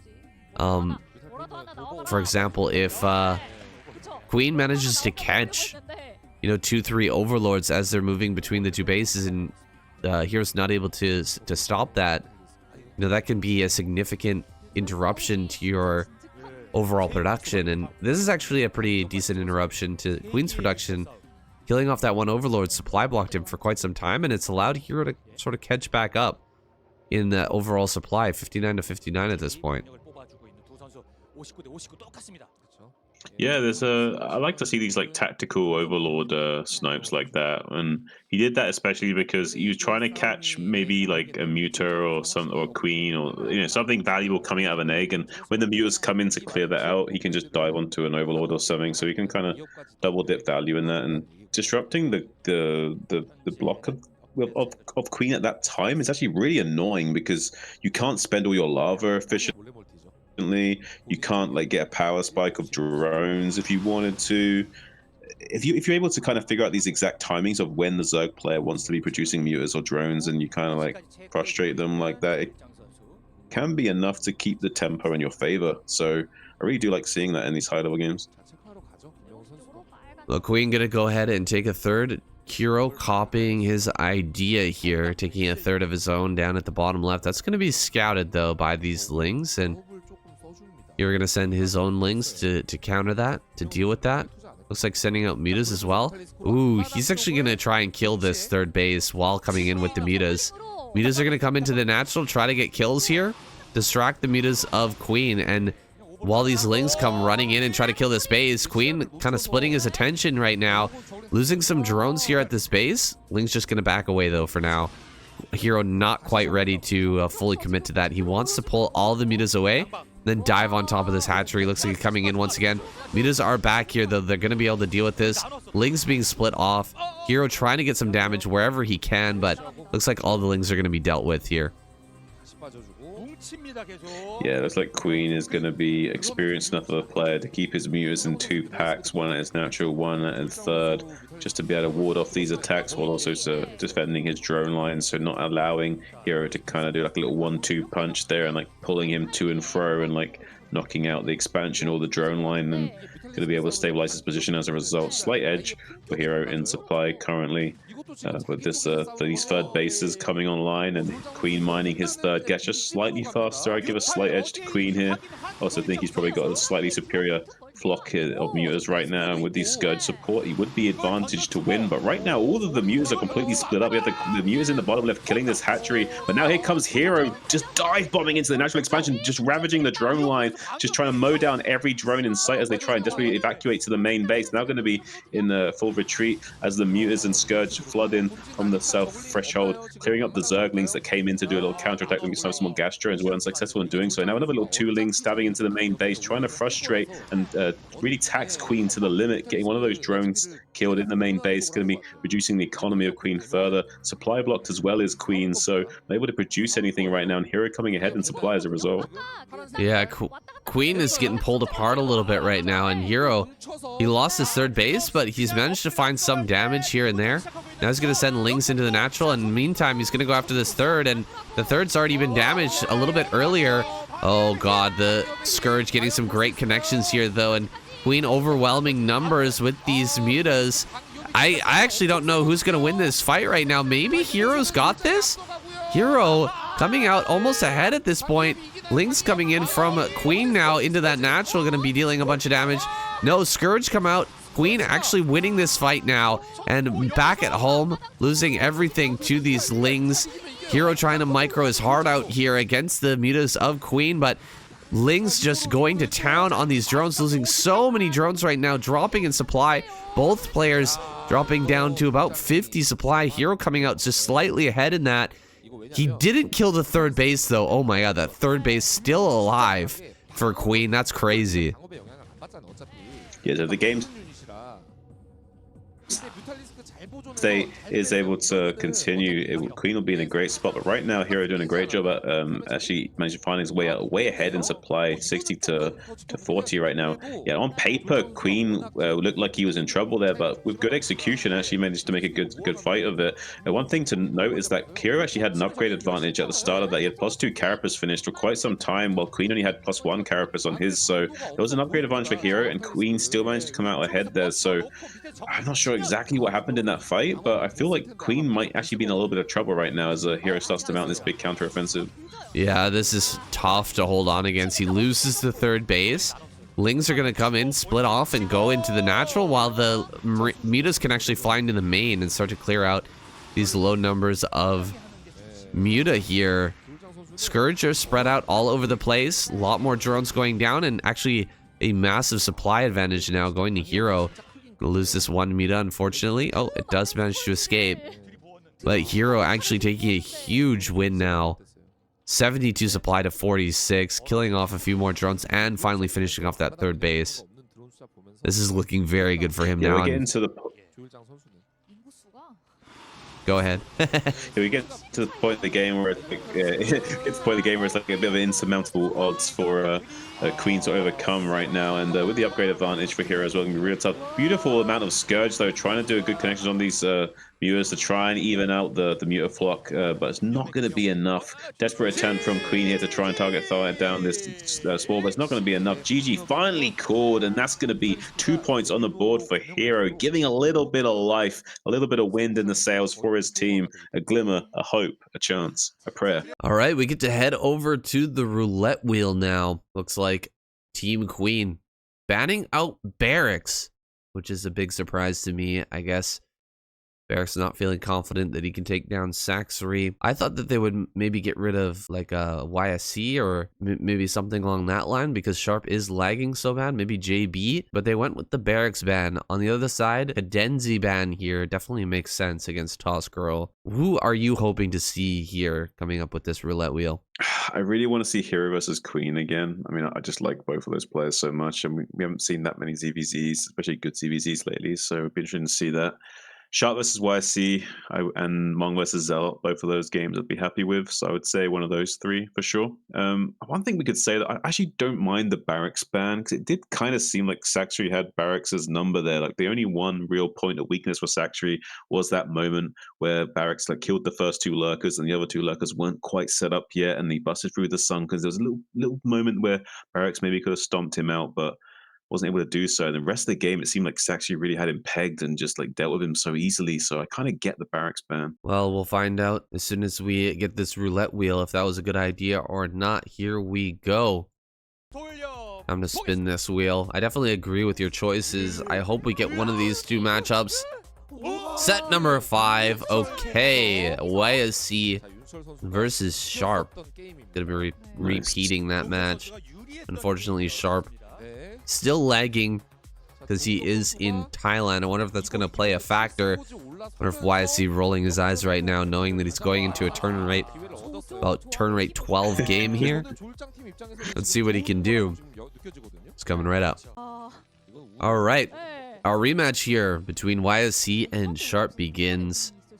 YSC gonna drop a gateway here at the front, put on some pressure, possibly with a few Zealots. Meanwhile, Sharp grabbing his gas, so looking like standard openers from both sides. And I wonder what adjustments YSC can make here, what adjustments Sharp can make to make this a closer game, to make this a better game here compared to, you know, that match that they had earlier. It felt like Sharp had an interesting idea. He had a good idea. He cut a lot of early tanks. He got out his tech very quickly, but his third base got broken too easily. Maybe a little bit too quick to try and take that against the mass shuttle play. Right, and I actually think that a lot of what we saw in that game was actually maybe a result of the turn rate. Saying I have a feeling that Sharp went for that much more passive way of playing and like much more like late game tech orientated. You know, try and get like fast upgrade timing thought process. I think that. And also the choice from YSC of going for that mass shuttle play was purely because of the turn rate and wanting to try and exploit that as much as possible. Like Sharp wanting to try and exploit the defender's advantage of having that low turn rate and not feeling comfortable enough, being more fluid with his army, and being able to quickly respond to the Protoss threat with such a low turn rate can be devastating for the Terran player. It's much more easy for the Protoss player to engage in those situations. But also on the flip side, YSC coming into dealing with these big fortified, more passive style of Terran is going to need those shuttles going forward into disrupting those fortifications. So I have a feeling both players kind of kept the turn rate in mind with their choices. Right, it can be hard to get a good push going as Terran in the early game with that high turn rate now, or that low turn rate, excuse me, and now coming in here with this Zealot, gonna get a couple of hits on. It's very difficult to micro Marines in this turn rate, so he's gonna be pulling these back between the supply depots. So far, so good, not losing anything just yet. Putting some damage onto that first Zealot, and he should have a fourth Marine here in a second, and there it is. 4 Marines are going to be able to push back the Zealot, no problem. And a Vulture will be out on the field here pretty soon. Ooh, as Citadel coming down here for YSC. He loses the Zealot, but he's going to be going into some sort of DT tech here pretty quick. Yeah, it seems like YSC is going to be opening up a little pizzeria over here and, you know, making some margarita cheese pizzas and, you know, seeing if we can create some hot slices ready to go. And Sharp is his first loyal customer. Let's see if he enjoys the taste of this pizza and if it'll go down easily or not. Yeah, the cheese is coming out here. YSC maybe feeling like this early game not going his way, wants to switch things up a little bit, try to put some pressure back onto Sharp with that tech. 5 Marines are out right now. This is looking like possibly a push here from Sharp, right? Like 5 Marines, he pops out a couple of tanks. He should be able to push across the map here, don't you think? Or will he just stay back? Yeah, well, no, he'll do like a more or less a standard FD kind of style of push, but really what he's wanting to do is come in here with this Vulture and see if he can be a little bit annoying. He's not really going to do like a full committal push, I don't think, and he especially won't when he sees the timing of that Nexus. It's going to be indicative that there's something behind this, maybe a second gateway early on or something. So he's probably going to be thinking a little bit more hesitantly about doing a kind of push right now. And some of those Marines are already softened up, so not going to be too strong of a push either way. So I don't think we're going to be seeing anything too crazy. He might go once he has like 3 tanks or so, but by that time I feel like the pressure from YSC would have already been occurring, so he would have been much more defensively postured once he sees this early tech choice from YSC. Yeah, it seems like Sharp has actually sniffed this out, because look at how defensive his initial mines are. He went all the way back home and laid down his mines right in front of his base, kind of knowing that there must be something coming out of YSC here, if it's a DT tech or what. I'm not sure if he caught on exactly, but he's laid them in a very like DT defensive position here. That they're more likely to connect with DTs here than anything else. So he's gonna get a turret as well at the natural. I think he has indeed sniffed this out. Some mines in the main, a turret there as well. Sharp dealing with this perfectly so far. Let's see how much damage these DTs can do. I think they're gonna get hit by this mine immediately, and that might just force YSC to back off, because you can't be losing both the DTs right now. You cannot be losing both of these. So he's gonna slip by. Oh my goodness. No. He's attacking the egg. Oh my god, he was attacking the egg there. He almost allowed this DT to slip in. Now he gets the second DT in here. How the hell did that happen? Sharp making a big mistake. Yeah, a little bit of a blunder here. He can come in at the south side and stop this turret from going up, and maybe even catch this depot SEV as well if he wants to. So a little bit annoying for Sharp to have to deal with this, and he's not going to be happy about that. And yeah, targeting down that egg is going to cost him, because that extra 2 shots from the arc light cannon of that tank would have softened up this DT enough maybe to take that out. So going to be punished for that. And there's another 2 DTs ready to go as well. There is enough DPS there from those Ghost Rifles of the Marines and tanks to deal with this though. So those two DTs will be taken out, or at least repelled. 1 DT escaping with half of its HP, so no more DTs going to be coming in doing further damage, and eventually will be dealt with by these mines. So a lot of damage was done from that 1 DT. It does kind of soften and slow down Sharp a little bit. I still like Sharp's position a lot more, because there's no follow-up transition from YSC to really punish this. There's no quick expansion. There's no like really fast super tech timing here as a follow-up. So I feel like Sharp's position is actually pretty good still. I don't think that critical damage was done overall. I feel like this is a pretty good situation for the Terran to be in. Yeah, it's funny how much damage was done there, despite how prepared Sharp was for that play. Having the turret up in the natural, having mines out in the front, just YSC threading the needle there, getting past all those mines with his DTs, and managing to slip into the main is pretty miraculous there, but Sharp not going to let that deter him. He's starting to push out here with his first few Marines and tank. I don't think he's got the ability to actually push forward here because of the DT play out on the map here. It's really hard to push out when you've got these DTs ready to kind of backstab you and keep attacking your army. Looks like a scan goes down. He does get rid of that. So a good move there by Sharp, but the scans are limited here. There's not going to be infinite scans, and eventually we will be able to get more DTs out on the map. Yeah, and Sharp needs to be careful, because YSC has enough units to defend this, and He's going to be pushing forward with his Dragoons, starting to take some volleys on these Vultures, softening up those units as they desperately try and lay some mines. Only 2 siege tanks here providing artillery fire down on those goons. A couple of goons are going to fall in quick succession, though the probe drill does come out just to ward away those Terran units and force them to be a little bit more careful. But now they're in trouble because the Dragoons surge forward. They didn't quite retreat quick enough, and now one of the tanks goes down in quick order. But really, the Dragoons are going down to these mines, and the Vultures pressing from the left-hand side. So YSC has to be a little bit careful here. He doesn't overextend with these Dragoons. So far, doing a good job of warding these Vultures back and preventing them from laying down some critical mines, which would then kind of encroach on this position and kind of strangle out and make these tanks much more valuable. So instead, Sharp gonna have to kind of wait back in the further reaches on the map and not go too far forward here, because any further forward, you start to risk losing his tanks, and early on, losing your tanks like that can just basically be a death blow to you as a Terran player. So he needs to be exceedingly careful as YSC transitions into his third base of Arbiter Tech. And I feel like right now, this heavy tech advantage of YSC needs to be leveraged soon, because this third base timing is a little bit on the more standard slow side. And I feel like Sharp is going to be in a fine position unless YSC kind of pushes the issue soon. Losing 1 tank in that push is pretty painful, but he did manage to pick off quite a few Dragoons, the backbone of the Protoss army. Now kind of increasing that number here. YSC's got a good supply of Dragoons to kind of ward away all of these feisty Vultures that are looking for that damage out on the map. And you're right, this is a pretty slow third base for YSC. He's taking it very, very carefully. And I think that's actually a good play against someone like Sharp, because he is so sneaky with those Vultures. He's so good at getting them in. You really have to be extra careful with your army movement, with your expansion timings, to make sure that you don't lose massive amounts of probes, and then Sharp can run you over in the late game. Yeah, I feel like I think both players are playing quite cautiously, and I think that's very wise. But given both the styles of play from both players and also the turn rate issue has to be factored in here.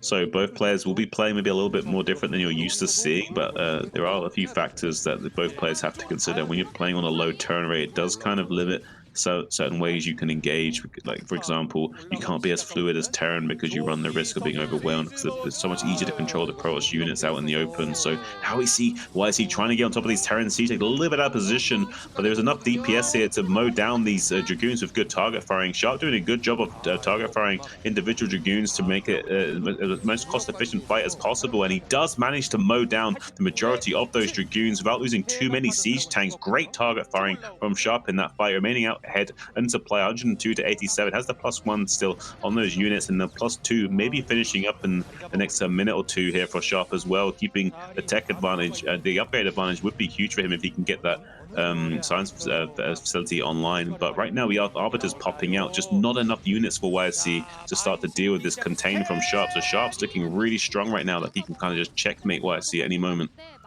This is a strong follow-up play, going for the Arbiter after the DT opener, but it looks like it's a little bit too late here. Sharp hitting that timing very cleanly as the transition to Arbiter was coming. We don't have enough energy for any spells here. I doubt we've got the spells finished right now. Mines are being thrown down in the front of this. Just pure Vulture rallies coming forward, and the Natural's about to get taken out. Plus the third is not mining here, so there's really a low chance of... Oh my god, what a mine! Holy crap! Mine.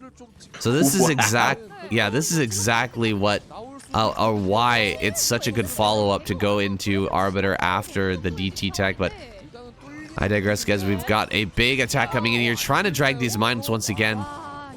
Gonna get rid of these few Zealots. One Goliath, absolutely essential to have in this army to push back the Arbiter, so that it can't just sit over top of you and keep these Zealots. Oh my god, another massive mine there. Absolutely insane. But what I was trying to say is that you use the DTs to soak up all of the scans, and then your opponent just doesn't have enough scans to deal with the Arbiter constantly cloaking the units and sending in Zealots on top of your forces. So really, YSC did a great job of holding that off, but he has to save the space. He cannot allow this third base to go down. He's already lost his natural. This is do or die right now for YSC.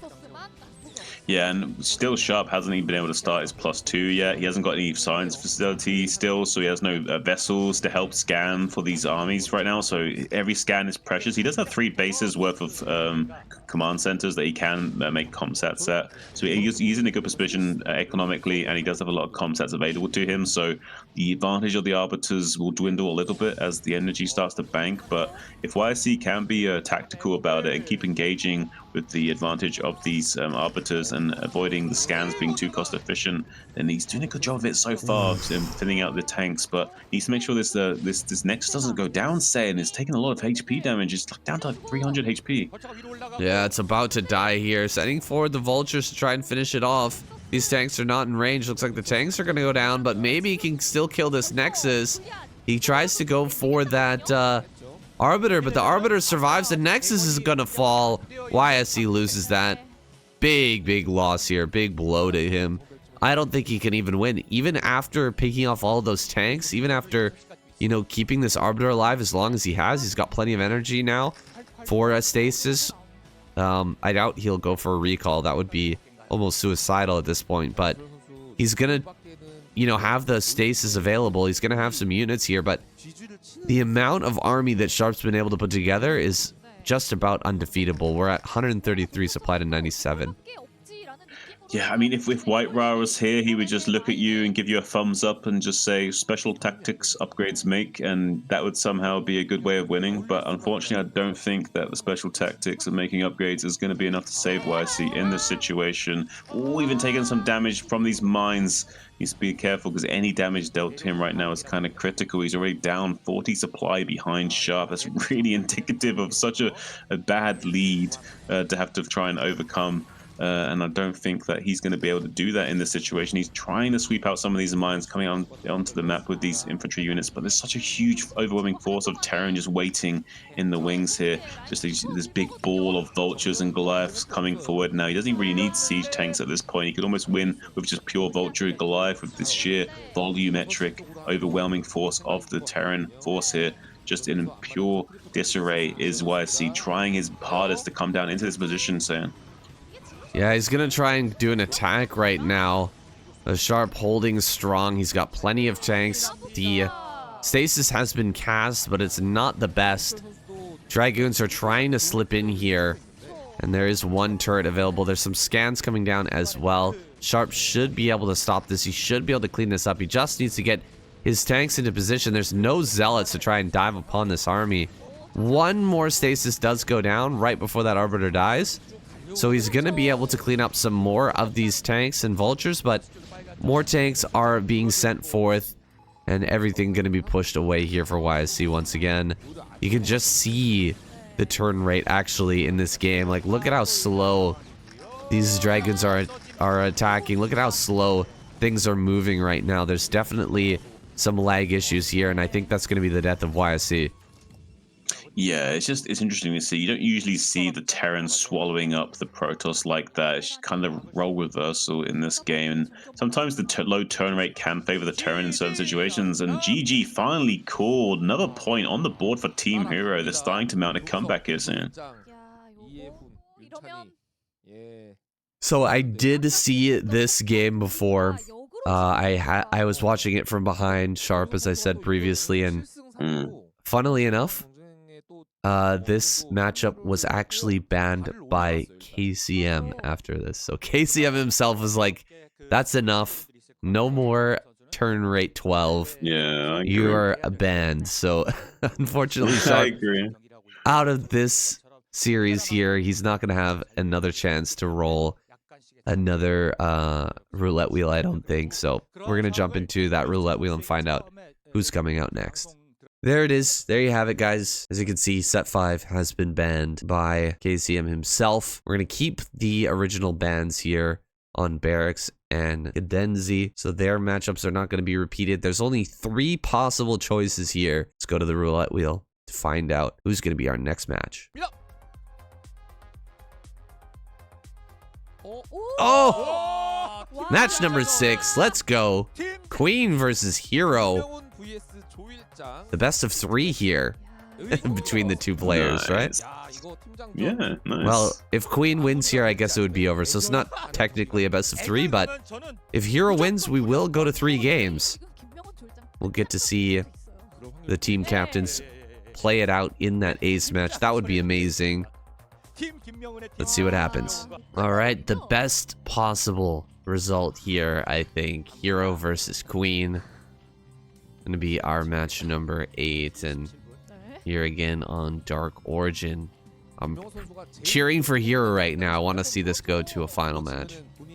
Oh, absolutely, Sane. I'm just cheering for Hero just because it's Hero as well. Like, Hero is my hero. And in a way, we kind of have, like, the interesting name dynamics here. I mean, Hero's name starts with he, and Queen is a queen. So I guess kind of like a patriarchy versus matriarchy thing going on here. Maybe we could work with that theme a little bit. Queen. Definitely just a man's man, though. It's like a Queen, the band, you know what I mean? Like one of the greatest of all time. Absolutely beloved by the scene. But he's not going anywhere anytime soon. Freddie Mercury. The Freddie Mercury of Starcraft, yeah. Okay, well, if Queen's the Freddie Mercury of Starcraft, what does that make Hero? I don't know. What does that make Hero? See the Beatles of Starcraft or what? Maybe. Yeah, I mean, maybe. The greatest hits, yeah. He's just got. Yeah, I don't know. I don't know where we can go with that reference, where we can go with that, but looks like mirrored builds here from both players.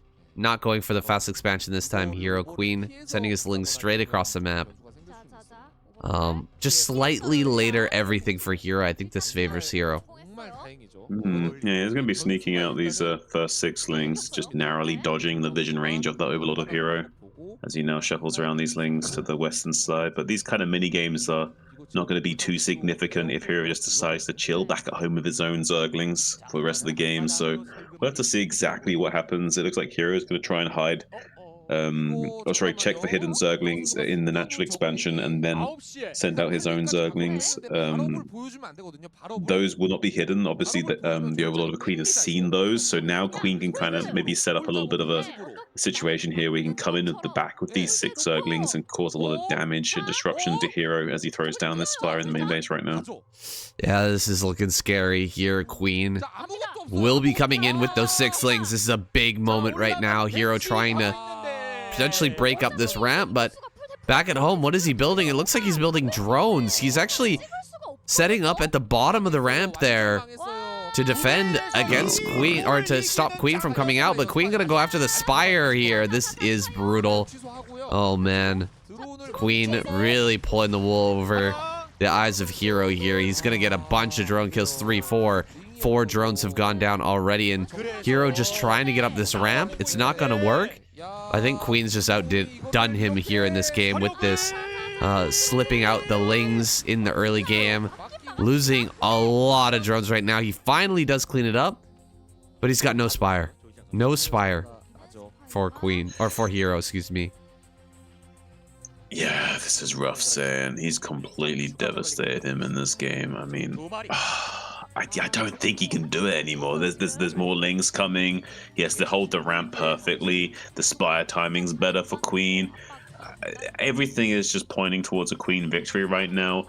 Hero needs a hope and a prayer, and I don't think even like Jesus or any other prophet coming down from the heavens is going to save him right now. But it's purely because of the ZVZ matchup, and the Lings get completely surrounded as well as Hero tries to come out and make a move. GG, finally cool. Team Queen is going to be your victors for the evening and making their way through to the next day and the next match. Whoa, Saiyan.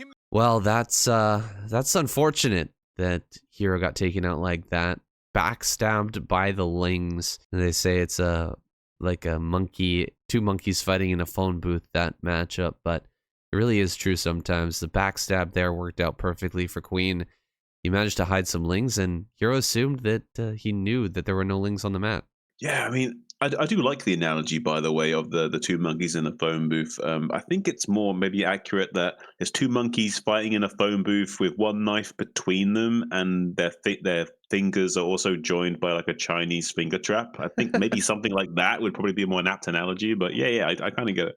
Sleight of hand with the knife there, Queen slipping out those lings and getting the backstab. And man, I don't know what Hero was thinking building. I think he was building drones behind that, right? He went across the map and sat down at the bottom of the ramp and started building drones, thinking that he could, get an economic advantage, which he already had. He already had an economic advantage in that game, right? He had the slower pool. He had more drones, I think maybe one or two more, but he got greedy and he got backstabbed and he got defeated. And now Team Hero is out. Team Queen going on against Team Light. Of course, that match has already been played. Shin and I will get to casting that very, very soon, though. Sorry about the delay, of course. My voice and both of our health in the dumpster this past week. So now that we're recovering, we're going to bring you that finals. That should be an amazing match as well. Today was great, but Team Light versus Team Queen, that's going to be a battle for the ages. Yeah, I'm looking forward to that, and hope you guys are going to be looking forward to hearing what Sayan's going to be saying in the coming weeks now that he's back from his Thailand trip and feeling nice and well rested. I'm looking forward to his content as well. I'm certainly looking forward to the next matchup. We got Team Light and Team Queen. We're kind of spoiled for choice. I personally would have liked to see Team Hero. It's a shame we didn't go all the way at least into the final match, but that's okay. Still pretty good result nonetheless. And you know what? I kind of was a little bit disappointed by the result. It reminded me of the end of Game of Thrones, where like Arya Stark kind of like killed the Night King with that little like knife trick thing, and really the entire time you thought it was gonna be someone else killing the Night King. I was like, oh, okay, well, that's kind of how I felt with this. It was kind of like, oh, okay, so Hero just dies to Queen. Okay, with the little knife trick thing. Okay, that's kind of how it felt to me. Yeah. Yeah, for sure. Actually, um, Game of Thrones, great Game of Thrones vibe there with the kind of lackluster ending to this match, and surprising result there with Hero going down so easily. But that happens. That definitely happens to all of us, where you make an assumption like, oh, there's no links out on the map, I'm safe. But the backstab is just so strong in ZVZ, and if you don't scout it, it can easily end your game. So with that, guys, we're going to sign off here. Thanks so much for watching, and I think we'll see you guys tomorrow.